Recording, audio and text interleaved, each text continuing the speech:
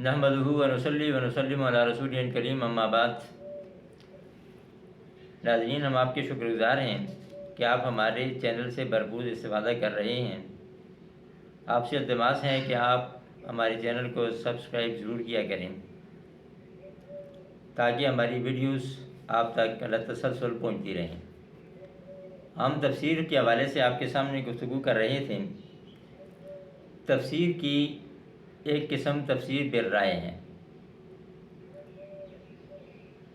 यानी ऐसी तफसीर जिसमें कुरान हकीम की वजाहत कुरानी आयात या हुज़ूर सल्लल्लाहु अलैहि वसल्लम की हदीस या अक़वाल सहाबा के साथ करने के बाद इल्म कलाम के उसूल के तहत या फ़लसफ़े के तहत या अदब या नहवियात के तहत कुरान हकीम की तफसीर पेश की जाती है, या इसके अलावा कदीम कलाम अरब के हवाले से गुफ्तगू की जाती है तशरीह कुरान हकीम में, या उसमें इस्तिंबात मसाइल किया जाता है मुख्तलिफ़ अंदाज से, तो इसे कहा जाता है तफसीर बिल राय। इस सिलसिले की तफासीर में चंद मशहूर तफसीरें मदरजा ज़ेल हैं।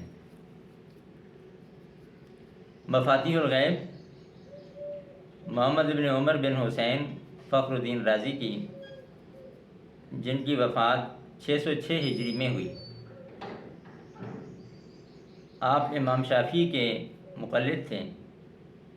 आपकी तफसीर में फ़लसफ़ा, अदब, साइंस, मंतिक़, अक़लियात, फ़िक़्ह और बलागत सभी कुछ है।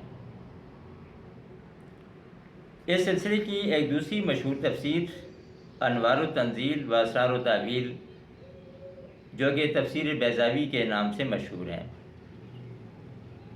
ये तफसीर काज़ी अब्दुल्लाह इब्न उमर बिन मोहम्मद बैज़ावी शाफ़िई ने लिखी हैं।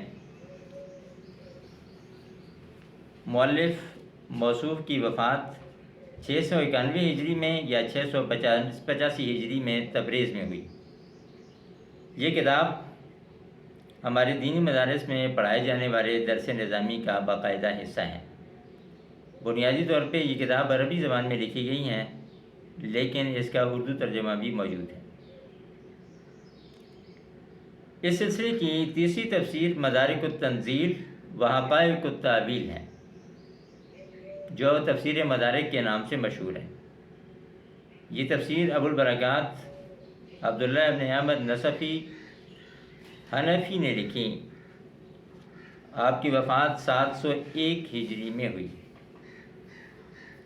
ये तफसीर अरबी ज़बान में लिखी गई। अब इसका उर्दू तर्जुमा भी मार्केट में अवेलेबल है। इस सिलसिले की एक और तफसीर लुबाबुत तावील है, जो तफसीर ख़ाज़िन के नाम से मशहूर है।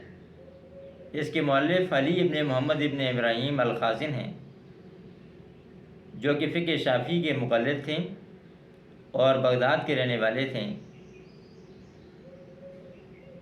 इस किताब में इसराइली रिवायात बहुत ज़्यादा पेश की गई हैं। इस सिलसिले की एक और तफसीर अल बहरुल मुहीत मोहम्मद इब्न यूसुफ़ अल उंदलसी अल गरनाती अल मालिकी की है। इमाम मौसूफ़ की वलादत 654 हिजरी में हुई। इसमें नहव, क़िरात और क़िरात के मुतल्लिक़ रिवायात पर ज़्यादा बात की गई हैं। यह अरबी ज़बान में 8 जल्दों में तबाह हो चुकी है। इस सिलसिले की एक और मशहूर तफसीर तफसीर जलालैन है, जो अल्लामा जलालुद्दीन सयूती और जलालुद्दीन महल्ली ने लिखी है।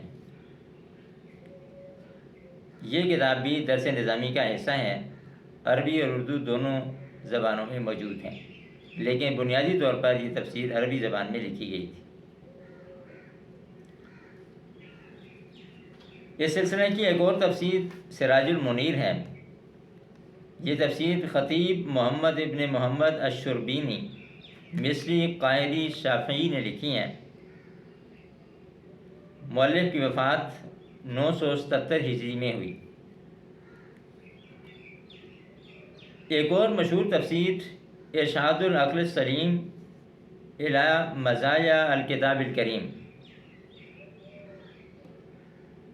یہ تفسیر ابو سعود کے نام سے مشہور ہے۔ اسے امام ابو سعود محمد ابن محمد الحمادی الحنفی نے لکھا ہے۔ امام موصوف کی وفات 982 ہجری میں ہوئی۔ امام ابو سعود قسطنطنیہ کے قاضی تھے اور سلطنت عثمانیہ میں ان کا بڑا مقام اور بڑا نام تھا۔ آپ حنفی فقہ کے مقلد تھے۔